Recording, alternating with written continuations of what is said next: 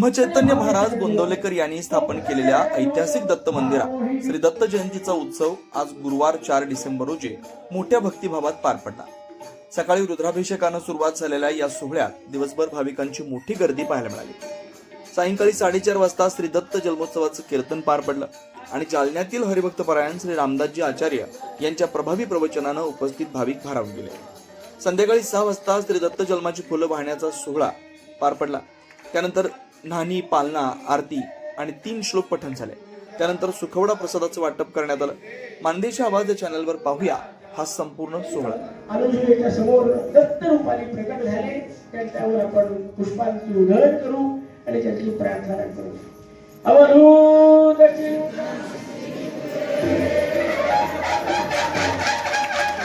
दिगंबरा दिगंबरा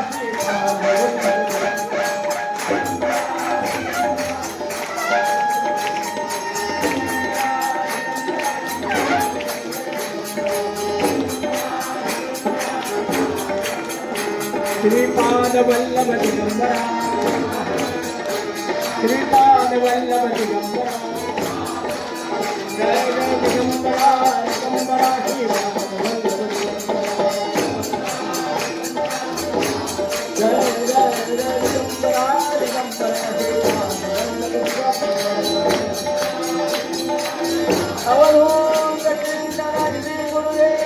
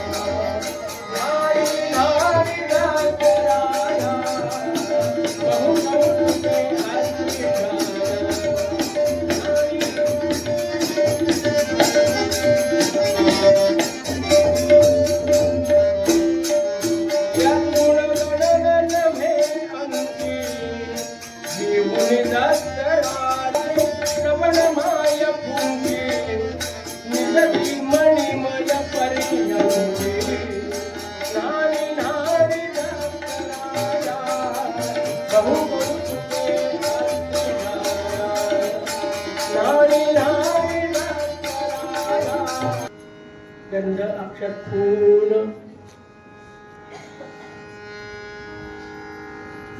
पुष्पमाळ घातलेली आहे, रत्नमाळ घातलेली आहे।